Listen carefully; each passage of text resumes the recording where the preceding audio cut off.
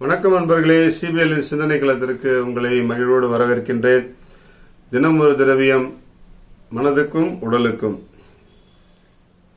இந்த உலகம் நீ முயற்சி செய்யும் பொழுது வீண் முயற்சி என்று சொல்லும். இந்த உலகம் நீ முயற்சி செய்யும் பொழுது வீண் முயற்சி என்று சொல்லும். நீ வெற்றி பெற்று விட்டால் விடாமுயற்சி என்று சொல்லும். நீ வெற்றி பெற்று விட்டால் விடாமுயற்சி என்று சொல்லும். இது உலகத்தினுடைய நியதி, நிதர்சனம். நம்ம ஏதாவது செய்ய போனால் உனக்கு ஏண்டா ஒரு வேலை இல்லையா, இதே நோண்டிகிட்டு இருக்கிற அப்படின்னு சொல்லுவாங்க. அதே செயலில் நம்ம கொஞ்சம் சக்ஸஸ் ஆகி சந்தோஷப்படும் போது நீ சூப்பரா விடாமுயற்சியோடு செஞ்சு எல்லாத்தையும் சக்ஸஸ் பண்ணிட்ட அப்படின்னு சொல்லுவாங்க. இது என்கரேஜ்மெண்ட்டும் டிஸ்கரேஜ்மெண்ட்டும், அதை பற்றி தான் இன்னைக்கு. இதுக்கு ஒரு மிகப்பெரிய உலகத்திலே மிகப்பெரிய ஒரு உதாரணம், சான்று திரு தாமஸ் ஆல்வா எடிசன் அவர்கள் தான். அவரை இப்போ வேற எதையும் பற்றி அந்த டாப்பிக்கு உதாரணமாக கொண்டு வர என்னால் முடியல. ஏன்னா அவ்வளவு போராட்டங்களை அவர் சந்தித்து ஒரு சக்சஸ்ஃபுல் அறிவியல் விஞ்ஞானியாக இந்த உலகத்தில் அறியப்பட்டார். அப்படி அவருடைய பள்ளி பருவத்திலிருந்து அவருடைய கண்டுபிடிப்புகள் எல்லாம் கண்டுபிடிக்கப்பட்ட பிறகு கூட அவரை ஏற்றுக்கொள்ள முடியாத மக்கள் நிறைய பேர் இருந்தாங்க.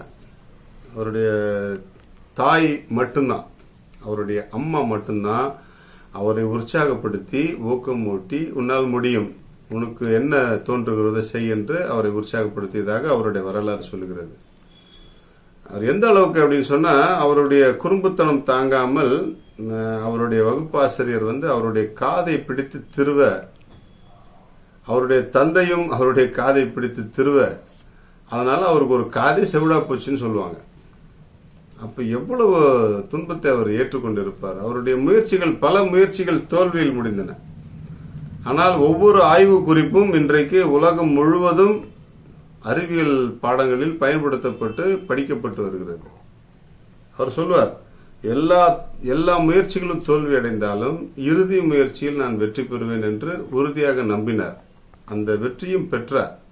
இன்றைக்கு உலகம் முழுவதும் ஒளி வெள்ளமாக திகழ்கிறது இல்லையா? அதற்கு அடிப்படை காரணம் அமைத்து கொடுத்தவர் அவர்தான். ஒளி விளக்கை மின் விளக்கை கண்டுபிடித்தவர் அவர்தான்.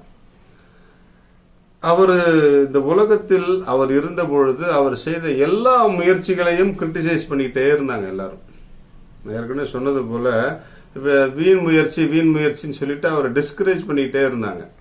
ஆனால் அவர் சாதித்த பிறகு அவருடைய விடாமுயற்சியை நினைத்து உலகமே அவரை பாராட்டி கொண்டிருக்கிறது, இன்றும் பாராட்டி கொண்டிருக்கிறது. இன்றும் அவர் பேசுபொருளாக இருந்து கொண்டிருக்கிறார், பல மேடைகளில், பல புத்தகங்களில், பல நிகழ்வுகளில். நம்முடைய வாழ்க்கையில் நாம் முயற்சி செய்யும் பொழுதெல்லாம், முயற்சி செய்ய ஆரம்பிக்கும் பொழுதெல்லாம் இந்த பதில் வரும், ஏன்பா உனக்கு ஒரு வேலை இல்லை, எல்லாரும் கம்முன்னு தானே போறாங்க, நீ அப்படியே போக வேண்டியதானே அப்படி சொல்லிட்டு. ஆனால் அந்த நாம் எடுக்கக்கூடிய முன்னெடுப்பு நன்றாக சிறப்பாக அமைந்து விட்டால், பரவாயில்லப்பா, நாங்கள் என்னதான் செஞ்சாலும் சொன்னாலும் நீ சக்சஸ்ஃபுல்லாக மாத்திட்டப்பா, ரொம்ப சந்தோஷம்ப்பா அப்படின்னு சொல்லிட்டு போவாங்க. நாமும் நம்முடைய முயற்சிகளில் விடாமுயற்சியை விடாமல் பற்றி கொள்வோம். குறிப்பாக படிக்கின்ற பிள்ளைகள், தேர்வு எழுத போறீங்க, நல்லா படித்து தேர்வு எழுத உங்களுடைய தயாரிப்புகளை சரியாக செய்வதற்கு இது போன்ற ஒரு உற்சாகமான நிகழ்ச்சிகளை எல்லாம் மனதில் பதிய வைத்துக் கொள்ளுங்கள்.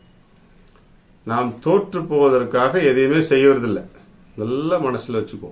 நாம் தோற்று போவதற்காக எந்த முயற்சியுமே எடுப்பதில்லை. எல்லா முயற்சிகளையும் வெற்றிகரமாக முடிப்பதற்காகத்தான் முயலவே செய்கிறோம். எனவே எல்லா முயற்சிகளும் வெற்றியாக அமையலைன்னா பரவாயில்ல, ஆனால் பாடமாக அமையும். அந்த பாடங்கள் நமக்கு இன்னும் அதிகமான அனுபவங்களை கொடுக்கும். அந்த அனுபவங்கள் நம்மை அடுத்த கட்டத்திற்கு அழைத்து செல்லும். வாழ்க்கையை இன்னும் அதிகமாக மெருகூட்ட நாம் நம்முடைய முயற்சிகளை எடுத்துக்கொண்டே இருப்போம். அந்த முயற்சிகள் பலன் தரும் பொழுது நாம் பாராட்டப்படுவோம், கண்டிப்பாக பாராட்டப்படுவோம். அந்த பாராட்டுக்கள் நம்மை வெகு தூரத்தில் இருந்து நம்மை வராமல் அருகாமையில் இருந்து நம்மை பாராட்டுவதற்கு நம்முடைய முயற்சிகளை அதிகப்படுத்தி கொண்டே இருப்போம். விடாமுயற்சி விஸ்வரூப வெற்றி. வாழ்க மகிழ்வுடன். இன்றைக்கு கிராம்பு, லவங்கம் அப்படின்னு சொல்லுவோம் இல்லையா? இந்த கிராம்பு ஒரு உளுண்டு பொருள் தான். அது பார்த்தீங்கன்னா ரொம்ப சின்ன பொருள். அது என்ன அப்படின்னு முதல்ல தெரிஞ்சிச்சுனாலே பெரிய விஷயம். மலராத பூ அது. அந்த செடியினுடைய மலராத பூ தான் வந்து கிராம்பு. மலர்ந்துருச்சுன்னு சொன்னா அதனுடைய பலன் குறைவா இருக்கு. மலராத அந்த பூவை வந்து காய வச்சு பக்குவப்படுத்தி எடுத்துக்கும் போது அதுல அவ்வளவு சத்து இருக்கு. ஆன்டி ஆக்சிடென்ட்ஸ் நிறைய இருக்கு. செரிமான பிரச்சனைக்கு ஒரு அருமையான மருந்தா இருக்கு. நோய் எதிர்ப்பு சக்தி நிறைய இருக்கு. நம்மளுடைய கல்லீரலை சுத்தம் செய்யக்கூடிய ஆற்றல் கிராம்புக்கு இருக்கு. அது தவிர்த்து இரத்த சர்க்கரையை கட்டுப்படுத்தக்கூடிய லெவல் பண்ணக்கூடிய ஆற்றலும் கிராம்புக்கு இருக்கு. இன்னைக்கு நிறைய பேர் பார்த்தீங்கன்னா கிராம்பு வந்து நைட்டு ஊற வச்சுட்டு காலையில் அப்படியே அந்த தண்ணியை குடிச்சிட்டு அந்த கிராம்பையும் மென்று சாப்பிட்றாங்க. டயபெட்டிக் பேஷண்ட்ஸ் எல்லாம் ரொம்ப பலன் தர்றதா ஆய்வு சொல்லுகிறது. அதே போல நம்முடைய வலி, உடல் வலி, இதுக்கெல்லாம் அந்த காயம் இதெல்லாம் ஆறுறதுக்கு வந்து கிராம்பு மிகப்பெரிய ஒரு நிவாரணியாக பயன்படுகிறது. அதனால தான் வந்து எல்லா எண்ணெயிலும் தைலத்திலையும் வலி சம்பந்தமான எல்லா மருந்துகளிலும் கிராம்பு பயன்படுத்தப்படுகிறது. ஒரு சிறிய பொருள் தான், ஆனால் மிகப்பெரிய பலனை தருகிறது. அதே போல நாம் எடுக்கக்கூடிய சிறிய சிறிய முயற்சிகளும் நமக்கு நல்ல பலனை தரும் வகையில் நாம் செயல்படுவோம். வாழ்க மகிழ்வுடன்.